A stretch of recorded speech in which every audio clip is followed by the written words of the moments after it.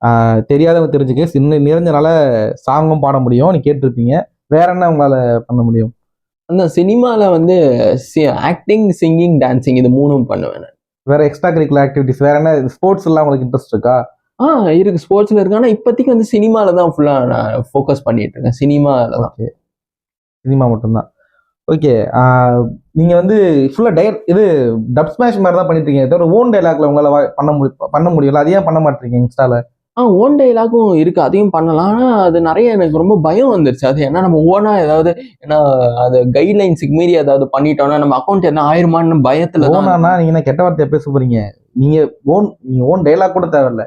Own இப்ப வர சினிமால வர டைலாக்ஸே ஓன் வாய்ஸ்ல நீங்க பண்ணலாம். நீங்க அது பேசுற மாரி பண்ணியிருக்கேன். பண்ணலாம். அதுவும் ட்ரை பண்ணியிருக்கேன். ஒரு 2 வாட்டி ஒரு 3 அந்த மாரி இப்ப மாநாடு படத்துல வர டயலாக், ம். வேலையில்லா பட்டதாரி படத்துல வர டயலாக்லாம் ஓன் வாய்ஸ்லயும் பண்ணியிருக்கேன். அது பெருசா ரீச் ஆகல. அதுதான் உண்மை அது. ஆனா அந்த மாரியும் நான் ட்ரை பண்ணியிருக்கேன்னு வேலையில்லா நெனைக்கிறேன். பட்டதாரி படத்துல என்ன டைலாக் பேசுனீங்க? அது தனுஷ் சார் வந்து சிங்கிள் டேக்ல ஒரு டயலாக் பேசுவார்ல. அவரு அது ஃபுல்லா அது பேசுவீங்களா? ஃபுல்லா மனப்பாடமா பேசுவேன் நானு. நல்லா அந்த சீனே நல்லா நான் உள்வாங்கி நான் பண்ணுவேன். தனுஷ் சார் மாரியே நான் நடிச்சு காட்டுவேன். அதெல்லாம் நான் பண்ணியிருக்கேன் எங்க நானு. பண்ணி காட்டுங்க.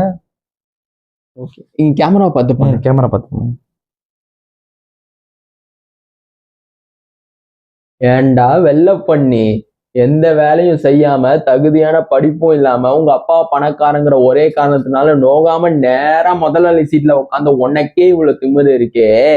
அப்பா அம்மா கஷ்டப்பட்டு ஸ்கூலுக்கு டொனேஷன் கட்டி எல்கேஜில இருந்து 10வது வரைக்கும் ஃபெயில் ஆகாம படிச்சு 10வதுல ஈஸியான குரூப் எல்லாம் விட்டுட்டு இந்த குரூப் எடுத்தாதான் இன்ஜினியர் ஆக முடியும்னு கஷ்டமான குரூப்பா எடுத்து பிசிக்ஸ்க்கு ஒரு டியூஷன், கெமிஸ்ட்ரிக்கு ஒரு டியூஷன், மேத்ஸ்க்கு ஒரு டியூஷன் ரோடோட அலைஞ்சு அதுக்கு ஃபீஸ் கட்ட பெத்தவங்களை வேற ரோடோட அலைய விட்டு பப்ளிக் எக்ஸாம்ல பாஸ் ஆகிறதுக்கு நைட் எல்லாம் பிளாஸ்க்ல டீ வச்சு படிச்சு காலையில அலாரம் வச்சு எழுந்திரிச்சு படிச்சு அதுல வாங்கின மார்க் எல்லாம் பார்த்தாம டிஎன்பிசி எக்ஸாமுக்கு வர தனியா ஒரு 2 மாசம் உட்காந்து படிச்சு அதுல வாங்கின கட் ஆஃப் மார்க் யூஸ்லெஸ்ஸா போய் அம்மா நகைய அடமானம் வச்சு காலேஜ்ல சீட் வாங்கி ஃபர்ஸ்ட் இயர்ல இருந்து 4th இயர் வச்சேன். அரியர்லாம் 4th இயர்ல மொத்தமா கிளியர் பண்ணி இந்த சொசைட்டிக்குள்ள நுழைஞ்சா இந்த சொசைட்டி என்ன வேலை இல்லைன்னு செருப்பால அடிச்சு ரோடா வேலை தேடி அலைஞ்சு 3 வருஷம் 4 வருஷம் வீட்டுல தண்டமா உட்காந்து அப்பா என்ன தண்டச்சோறுன்னு திட்டி சாப்பிடுற ஒவ்வொரு வாய் சாப்பாடும் தொண்டையில சிக்கி சிக்கி வலிச்சு இறங்கி எவனோ ஒரு புண்ணியவான் கடைசியில் ஒரு நல்ல மனுஷன் எனக்கு வேலை கொடுத்து அதையும் பிடிங்க நினைக்கிறேன். உன்ன மாதிரி ஒரு புறம்போக்கெல்லாம் சமாளிச்சு இன்னைக்கு முன்னாடி நின்று பேசிக்கிட்டு இருக்கிற வேலையில்லா பட்டதாரி எனக்கு எவ்வளவு திமிரா இருக்கும்.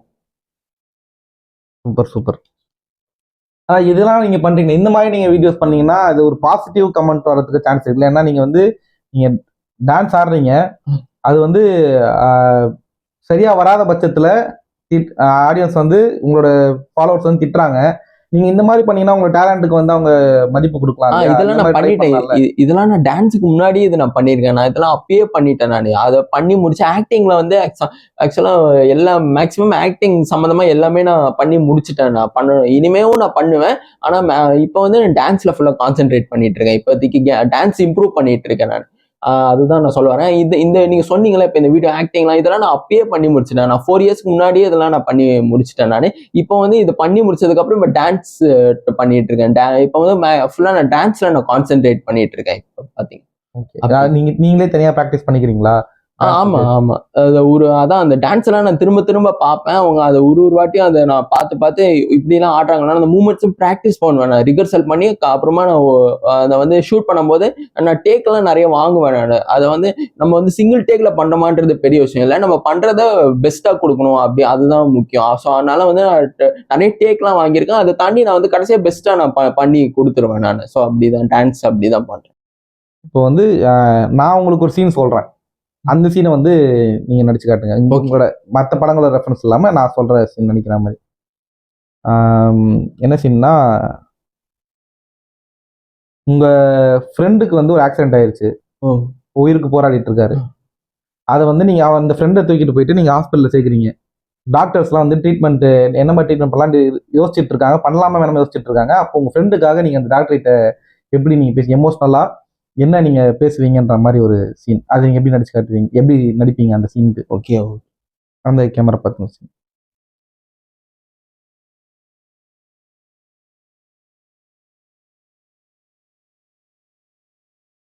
டாக்டர் டாக்டர் ப்ளீஸ் டாக்டர், என் ஃப்ரெண்ட் எப்படியாவது காப்பாத்துங்க டாக்டர், ப்ளீஸ் டாக்டர். என் ஃப்ரெண்ட் அடிபட்டு ரத்தமா பாருங்க டாக்டர், எவ்வளவு ரத்தம் பாருங்க டாக்டர். என் ஃப்ரெண்ட் உயிருக்கு போராடுற டாக்டர், ப்ளீஸ் டாக்டர் எப்படியாவது காப்பாத்துங்க doctor, please doctor, please doctor, please doctor, please doctor, please doctor, please doctor, please doctor, please doctor, என் ஃப்ரெண்ட் எப்படியாவது காப்பாத்துங்க டாக்டர், எழுதுறேன். ஐயோ ஐயோ டாக்டர் டாக்டர், மூச்சு இல்ல டாக்டர், ஐயோ ஐயோ ஐயோ ஐயோ டாக்டர், செத்து போயிட்டேன் டாக்டர், ஐயோ ஐயோ ஐயோ ஐயோ, செத்து போயிட்டேன். என்னை விட்டுட்டு போயிட்டேன் டாக்டர், செத்து போயிட்டேன் டாக்டர்.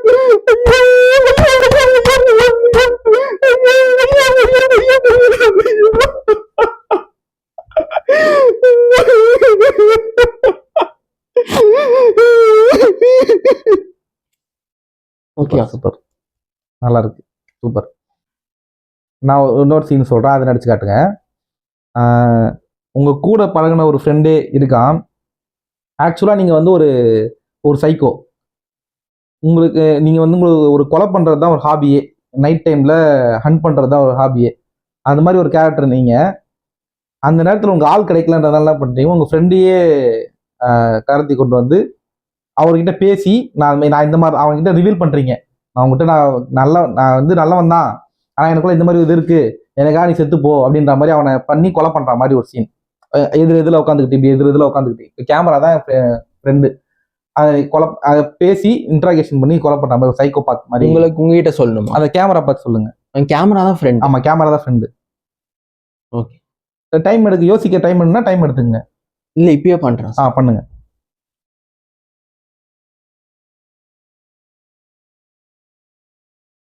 டேய் கொஞ்சம் வாயேன், உங்ககிட்ட ஒன்று சொல்லணும்.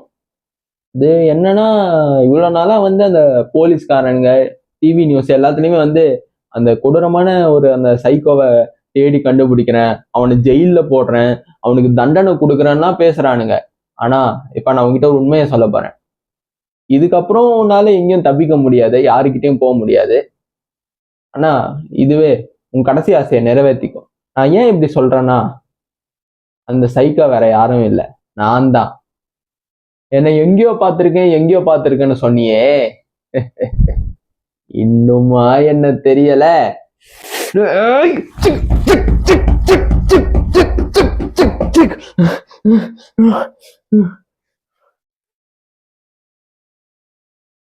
எடுத்துட்டான்.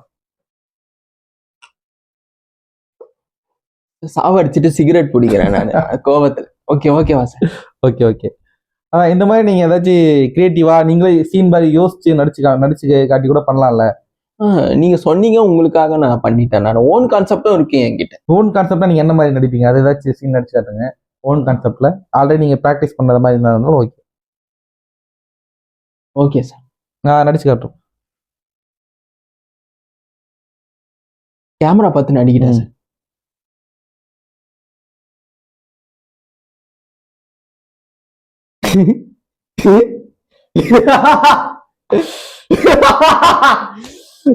டேய் என்னடா செத்து போயிட்டான்னு பாக்குறியா? டேய் அவனை கத்தியால குத்தி கொலை பண்ணதே நான் தான்டா. என்ன இல்ல பயமா இருக்கா? என்ன போலீஸ் கிட்ட போய் சொல்லுவியா? போடா போய் போலீஸ் கிட்ட சொல்லு.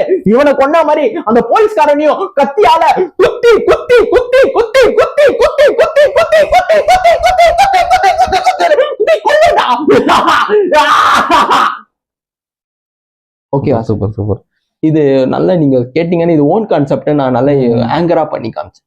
ஓகே, இப்போ நீங்க வீடியோஸ் பண்ணி போடுறீங்க, அது ஒரு பக்கம் வைரல் ஆகுது. அது போக உங்களை ட்ரோல் பண்ணி சில பேர் வீடியோஸ் போடுறாங்கல்ல, அதை நீங்க நார்மலா போடுற வீடியோட இன்னும் நிறைய வியூஸ் போகுது.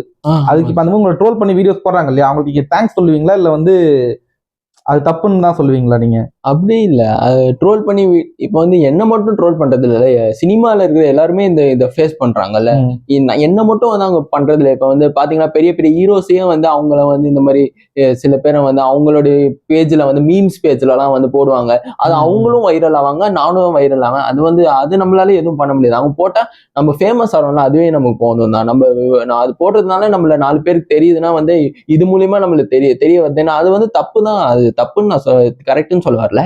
ஆனா அந்த மாதிரி போட்டாலும் வந்து அதை நான் கண்டுக்க மாட்டேன், நான் இக்னோர் பண்ணிட்டு போயிடுவேன். அது உங்களுக்கு ஃபேம், நெகட்டிவ் ஃபேமா இருந்தாலும் ஓகே தானே உங்களுக்கு? அது அப்படி கிடையாது. அது வந்து பாசிட்டிவா அவங்க போட்டா அதை நான் ஏத்துப்பேன். நெகட்டிவா போட்டாலும் வந்து அது வந்து எனக்கு பிடிக்கல தான். ஆனா வந்து அதை நான் வந்து அதை நான் சப்போர்ட் பண்ண மாட்டேன். ஆனா அவங்க போடுறத அவங்க நிறுத்த மாட்டாங்க. நம்ம என்ன சொன்னாலும் அவங்க நிறுத்த மாட்டாங்கல்ல, அதை பண்ணிட்டு தானே இருப்பாங்க. அதனால அதை நான் வந்து கண்டுக்க மாட்டேன், நான் இக்னோர் பண்ணிட்டு நான் போயிடுவேன். ஓகே. இதுக்கு முன்னாடி ஒரு இன்டர்வியூல வந்து நீங்களும் அந்த திவாகரம் பேசியிருந்தீங்க இல்லையா? ஆமா. அதுல வந்து யார நீங்க மாத்தி மாத்தி ஆக்ட் பண்ணிக்கிற மாதிரிலாம் செக்மெண்ட்லாம் இருந்துச்சு. அது எப்படி இருந்துச்சு உங்களுக்கு அந்த மொமெண்ட்ஸ்லாம்? அது ஃபர்ஸ்ட் நம்ம வந்து அது எப்படின்னா வந்து அது எனக்கு வந்து இந்த இன்டர்வியூ அப்பதான் திவாகர் யாருன்னு எனக்கு தெரியும். எனக்கு வந்து அதுக்கு முன்னாடி அவர் யாருன்னு தெரியாது எனக்கு. இன்டர்வியூ அப்பதான் வந்து இவரும் வந்து சோசியல் மீடியால இந்த மாதிரி ஃபேமா இருக்காருன்றது எனக்கு அப்பதான் தெரிஞ்சது. அதுக்கப்புறம் என்னாச்சு, அவரு கூட நான் இன்டர்வியூ கொடுக்க மாட்டேன்னு நான் சொல்லியிருந்தேன். ஏன்னா வந்து அது ரொம்ப தப்பான வழியில அது ட்ரோல் ஆகுது அப்படின்னு சொல்லிட்டு. ஆனா இப்ப பாத்தீங்கன்னா இவர் திவாகர் வந்து பிக் பாஸ்க்கே போயிட்டு வந்தாரு அவரு. அப்படி பார்க்கும்போது இப்ப வந்து அப்படி பார்க்கும்போது அந்த வந்து தப்பா இருந்துச்சுன்றது அப்ப இருந்துச்சு எனக்கு. இப்ப கேட்டீங்கன்னா வந்து அது நம்மளால ரசிகர்கள் வந்து போட்டியா தான் பாக்குறாங்க. என்னையும் திவாகரையும் போட்டியா பாக்குறாங்கன்றத வந்து நினைக்கும் போது அது என்னால எதுவும் சொல்ல முடியல.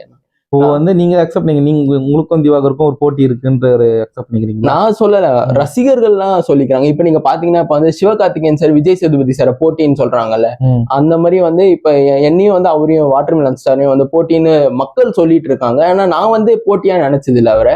நான் வந்து எனக்கு வந்து என்ன பயம்னா, அவர் இந்த மாதிரி சொல்றதுனால எனக்கு என்ன கெட்ட பேர் வந்துருமோ, என்னோட இமேஜ் ஸ்பாயில் ஆயிடுமான்னு பயம் எனக்கு இருக்கு. ஆனா அதனாலதான் வந்து நான் அவரை வந்து கம்பேர் பண்றாங்கன்னா ஃபேன்ஸ் வந்து அவரை கம்பேர் பண்றாங்க. ஆனா எனக்கும் வந்து அவருக்கும் எந்த போட்டியும் கிடையாதுன்றதை நான் சொல்லிக்கிறேன். சிவகார்த்திகேயன் விஜய் சேதுபதி கிளாஸ் மாதிரி உங்களுக்கும் திவாகருக்கும் ஒரு கிளாஸ், மூவி கிளாஸ் எல்லாம் வரதுக்கு வாய்ப்பு இருக்கு ஃபியூச்சர்லயா?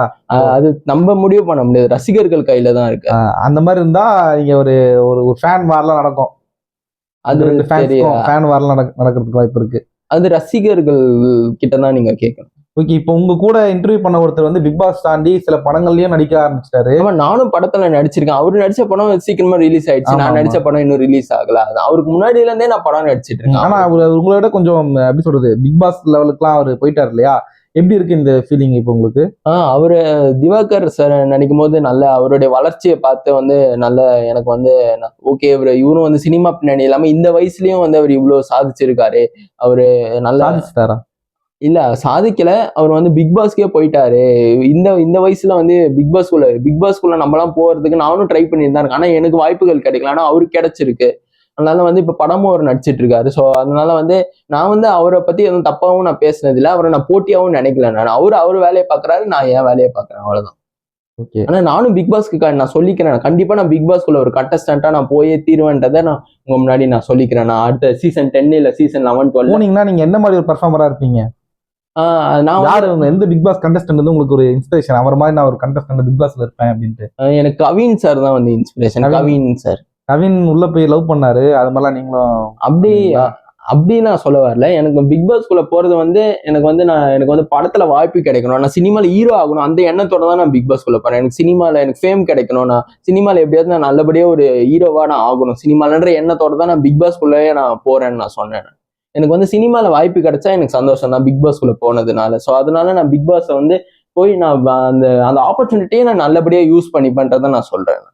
என்னைக்காச்சும் நமக்கு இது செட் ஆகலையோ, எல்லாம் நம்மளை திட்டுறாங்களே அப்படின்ட்டு நீங்க இது ஃபீல் பண்ணி உட்காந்துருக்கீங்களா? இல்ல, அப்படி நான் வந்து அந்த மாதிரி நான் நினைச்சதே கிடையாது. ஏன்னா வந்து நான் சினிமாவை நான் லவ் பண்றேன். நான் சினிமா வந்து இப்ப நான் என்ன கத்துக்கிட்டேன்னா, நம்ம சினிமாக்கு நம்ம உண்மையா இருந்தாலும் சினிமா நம்மளை கைவிடாது. நம்ம சினிமாவை கைவிடலன்னா சினிமா நம்மளை கைவிடாதுன்றதை நான் புரிஞ்சுக்கிட்டேன். அதனால நான் சினிமாலே தான் எவ்வளவு நாளாலும் நான் சினிமா நான் விட மாட்டேன். நான் சினிமால நான் ஒரு ஆக்டரா நான் இருந்துட்டே தான் இருப்பேன்றதை நான் சொல்லிக்கிறேன்.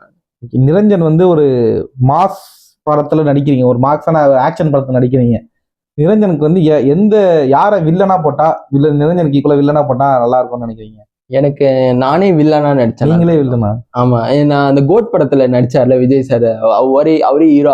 அந்த மாதிரி எனக்கு நானே அதான் விஜய் சார் சொன்ன டைலாக் தான் எனக்கு மறுபடியும் compete with yourself, that will make you better. அந்த மாதிரி எனக்கு நான் தான் காம்படேட். நீங்களே வில்லனா வச்சு நானே ஹீரோ, டபுள் ஹீரோ சப்ஜெக்ட் பண்ணி நானே ஹீரோ நானே வில்லன் அந்த மாதிரி. ஓகே. வேற யாராச்சும் இப்போ நீங்களும் இல்லாம சினிமா செலிபிரிட்டிஸ் யாராச்சும் இவங்க வில்லனா இருந்தா நல்லா இருக்கும்ன்ற மாதிரி வேற யாராவது சொல்லுவீங்க? அது கதை ஸ்கிரிப்டை பொறுத்து தான் இருக்கு. அது கதை எப்படி இருக்கோ அதை பொறுத்து தானே அது நடக்கும். நம்ம எதுவும் முடிவு பண்ண முடியாது. நீங்க யாருக்காச்சும் வில்லனா நடிப்பீங்களா? ஏதாச்சும் ஹீரோக்கு வந்து வில்லனா நடிக்கணும்? கண்டிப்பா நடிப்பேன். யாருக்கு வில்லனா நடிக்கணும்னு இருக்கு? எனக்கு வந்து வில்லனா நான் வந்து எனக்கு எல்லா மாஸ் ஹீரோ கூடயும் வில்லனா நடிக்கணும்ன்ற ஆசை இருக்கு எனக்கு. எல்லாம் இப்ப விஜய் சாரு, விஜய் சார் தான் ஆமா அரசியல் சார், போயிட்டார்ல. Ajith sir, super Rajini sir, Kamal sir, Sivakarthikeyan sir, Vijay Sethupathi sir, இந்த மாதிரி எல்லா பெரிய ஹீரோஸ் கூடயும் நான் வில்லனா நடிக்கணும்ன்ற எண்ணம் எனக்கு இருக்கு. எனக்கு அந்த ஆப்பர்ச்சுனிட்டி வந்தா நான் கண்டிப்பா நான் நடிப்பேன். எனக்கு வில்லனாவும் எனக்கு நடிக்கணும், ரொம்ப நெகட்டிவ் ரோல்ல நடிக்கணும்னு எனக்கு இன்ட்ரெஸ்ட் இருக்கு. நெகட்டிவ் ரோல்லயும் நடிப்பீங்க. ஸோ வந்து மல்டிபிள் ரோல்ஸ்ல நிறைய ரோல்ஸ் நடிக்கிறதுக்கு வந்து நிரஞ்சன் ரெடியா இருக்காரு. ஒரு கேம் செக்மெண்ட் மாதிரி ஒன்று பண்ணிடுவோமா? Okay okay. Best directors Tamil cinema. Lokesh கனகராஜா, அட்லியா? Atlee. Atlee Shankar. Atlee. Atlee Vetrimaaran. Atlee. Atlee Maniratnam. Atlee. Atlee Nelson. Atlee. Atlee Paranjith. Atlee. Atlee H Vinoth. H Vinoth. H Vinoth Bala. H Vinoth. H Vinoth Mysskin. H Vinoth. H Vinoth Selvaraghavan. Selvaraghavan. Selvaraghavan Ram. Selvaraghavan. Selvaraghavan Karthik Subbaraj. Selvaraghavan. Selvaraghavan Mari Selvaraj. Selvaraghavan. Okay, இப்போ செல்வராகவன் தான் இந்த கேமோட வின்னர். ஸ்டார்டிங்ல அட்லின்னு சொல்லிட்டு நீங்க கிட்டத்தட்ட நான் லோகேஷ் கனகராஜ், மணிரத்னம், சங்கர், வெற்றிமாறன் சொன்னப்பலாம் அட்லியை சூஸ் பண்ணீங்களே, ஏன் ஒய் அட்லி? அதான் அட்லி சார் வந்து அவருக்கு வந்து அந்த இது தெரிஞ்சிருக்கு, சினிமால வந்து எப்படி படம் எடுத்தா வந்து ஆடியன்ஸ் விரும்புவாங்கன்றது அவருக்கு அந்த ஆல்காரிதம் தெரிஞ்சிருக்குல்ல. இப்ப அவர் படத்துல இப்ப மெர்சல் படத்தையும் நீங்க எடுத்துக்கிட்டீங்கன்னா 2 விஜய் காட்டியிருப்பாங்க. அது லாஜிக்கே இல்லாத மாதிரி தான் இருக்கும். ஒருத்த அண்ணன் தம்பி பார்க்க அச்சசல் ஒரே மாதிரியே இருக்காங்கன்ற மாதிரி இருக்கும். ஆனா கடைசியா படம் முடியும் போது அந்த மெடிசனை பத்தி அவர் அந்த நல்ல ஒரு சோசியல் மெசேஜும் இருக்கும், என்டர்டெயின்மெண்ட் ரெண்டுமே இருக்கும். அவர் படத்துல எல்லாமே இருக்குல்ல. நம்ம டிக்கெட் கொடுத்து காசு கொடுத்து டிக்கெட் வாங்கி படம் பார்த்தா நம்ம ஃபுல்லா நம்ம சாட்டிஸ்ஃபைடா இருக்கும்ல நம்ம படத்தை பார்த்தனால. நம்ம அதனால வந்து அட்லி சார் எனக்கு ரொம்ப பிடிக்கும். ஓகே, இப்போ வந்து பெஸ்ட் மியூசிக் டைரக்டர் யாருன்னு? Okay. AR ரஹ்மானா Aniruddha? Anirudh. Aniruddha. Anirudh Yuvan Shankar Raja. Anirudh. Anirudh Harris Jayaraj. Anirudh. Anirudh D Imman. Anirudh. Anirudh Jayaprakash. Anirudh. Anirudh Santhosh Narayanan. Anirudh. Anirudh சாயா பயங்கர். அனிருத். அனிருத் எல்லாம் இப்போ கரெக்டா அனிருத் தான் பெரிய மியூசிக் டைரக்டர். அவருடைய மியூசிக் ரொம்ப அடிக்டடா இருக்கு. ரொம்ப ஒரு மாதிரி திரும்ப திரும்ப பாக்குற மாதிரி. அது அவர் பாட்டு வந்து ஃபர்ஸ்ட் கேட்டதுக்கும் இப்ப கேட்கறதுக்கும் வந்து ஃபர்ஸ்ட் கேட்கும் போதும் ஒரு மாதிரி வந்து ஏதோ நான் ஒரு மாதிரி இருக்கும். ஆனா அதுக்கு திரும்ப திரும்ப கேட்க கேட்க ரொம்ப பிடிச்சி போயிடும். அந்த அந்த டெக்னிக் அவர்கிட்ட அது எப்படிதான் அது ஒர்க் அவுட் ஆகுதுல்ல, அந்த டெக்னிக் அது ரொம்ப பிடிக்கும். ஓகே, அதனால அனிருத் தான் பெஸ்ட். அனிருத்தா இளையராஜாவான்னு கேட்டா அனிருத்தா இளையராஜாவா? அனிருத். அப்பயும் அனிருத் தான். இப்ப வந்து அனிருத் சார் தான். அவரு எல்லா மாஸ் ஹீரோ கூடயும் அவர் படம் பண்றாரு. அவர் பேன் இந்தியா லெவலுக்கு மியூசிக் பண்றாரு. அதனால அனிருத், அவர் மியூசிக் ரொம்ப பிடிக்கும் எனக்கு, அனிருத் சார். ஓகே, நான் வந்து இப்போ தமிழ் சினிமால வந்து நாஸ்டாலஜிக் பெஸ்ட் மூவிஸ்லாம் நான் சொல்றேன். அதுல எந்த மூவி பெஸ்ட்னு சொல்லுங்க. இது வந்து தொடர்ந்து கேட்க போறது இல்ல, இந்த படமா ரெண்டுத்துல யாரு மட்டும்தான், அதை நான் கண்டினியூ பண்ண போறது கிடையாது. ஓகே, பாஷாவா நாயகனா? பாஷா. ஓகே, கில்லியா மங்காத்தாவா? கில்லி. கில்லி. விக்ரம் லியோ? விக்ரம். விக்ரம். அசுரனா ஜெய்பீமா? Jai Bhim. Okay, Kaithi Master? Master. Enthiran Sivaji? Sivaji. Okay, Thuppakki Kaththi? துப்பாக்கி. துப்பாக்கி. ஆடுகளம் விசாரணை? விசாரணை. விசாரணை. 96 ஆர் விண்ணை தாண்டி வருவாயா? விண்ணை தாண்டி வருவாயா. பரியரும் பெருமாள் கர்ணன்? பரியரும் பெருமை. ஓகே, நீங்க சூஸ் பண்ணலாம், நல்ல நல்ல சாய்ஸஸ் தான். இப்போ இது ஷோவோட நிறைவுக்கு வந்தாச்சு. இப்போ வந்து ஆஹ், தளபதி விஜய் வந்து சிவகார்த்திகேயன் கையில துப்பாக்கியை கொடுத்துட்டு போனார் இல்லையா? ஆ. அந்த மாதிரி நீங்க எந்த ஒரு ஹீரோ கையால துப்பாக்கியை வாங்கணும்னு நினைக்கிறீங்க? சிவகார்த்திகேயன் சார் கையா. சிவகார்த்திகேயன் சார் கையாலே துப்பாக்கி வாங்கிக்கலான்டா, வாங்கிட்டு நீங்க அவரோட இடத்த நீங்க ஃபில் பண்ற மாதிரியே. அவரு இடத்த ஃபில் பண்ண மாட்டேன். நான் சூப்பர் ஸ்டார் அளவுக்கு நான் ஒரு பெரிய ஹீரோவா மாறுவேன். அவர் லெவலுக்கு ஓகே, அந்த இடத்த ஃபில் பண்ண பாக்குறீங்க. சூப்பர் ஸ்டார் இடத்த ஃபில் பண்ண பார்க்கல. சூப்பர் ஸ்டார் மாதிரியே ஒரு ஒரு வேற வேற ஒரு உங்களுக்கு ஒரு தனி அடையாளத்தை உருவாக்கலாம் அப்படின்னு பாக்குறீங்க. அதான் அது பேர் இன்டர்நேஷனல் ஸ்டாரா? ரசிகர்களின் நாயகன் ரசிகர்களின் நாயகன் நிரஞ்சன். நிரஞ்சன். ஓகே, இவ்வளவு நேரம் நம்மள ரசிகர்களின் நாயகன் நிரஞ்சன் கூட பேசியிருப்போம். நீங்க இந்த வீடியோ என்ஜாய் பண்ணிருப்பீங்கன்னு நினைக்கிறேன். நீங்க எப்படி இந்த வீடியோ இந்த இன்டர்வியூ என்ஜாய் பண்ணீங்களா? எனக்கு ரொம்ப சந்தோஷமா இருக்கு. நீங்க என்ன ரெகக்னைஸ் பண்ணி என்ன திரும்ப கூப்பிட்டு இருக்கீங்க இன்டர்வியூக்கு. அதை நினைக்கும் போது பெருமையா இருக்கு. நீங்க கண்டிப்பா மறக்காம common man pictures YouTube channel subscribe பண்ணுங்க. இவங்க நிறைய டேலண்ட்ஸ் எல்லாம் நிறைய இவங்க என்கரேஜ் பண்றாங்க. என்னை கூப்பிட்டு இன்டர்வியூ எடுத்திருக்காங்க. ஏன்னா உங்ககிட்ட என்னை கொண்டு போய் சேர்த்ததுக்கு அது இவங்களாலதான் நான் வந்து என்னோட இன்டர்வியூவே நீங்க பாத்துருக்கீங்க. அதனால மறக்காம வந்து காமன் மேன் பிக்சர்ஸ் யூடியூப் சேனல்ல ஷேர் பண்ணுங்க, லைக் பண்ணுங்க, சப்ஸ்கிரைப் பண்ணுங்க. தேங்க்யூ. நான் சொல்ல நிரஞ்சன் சொல்லிட்டாரு. தேங்க்யூ.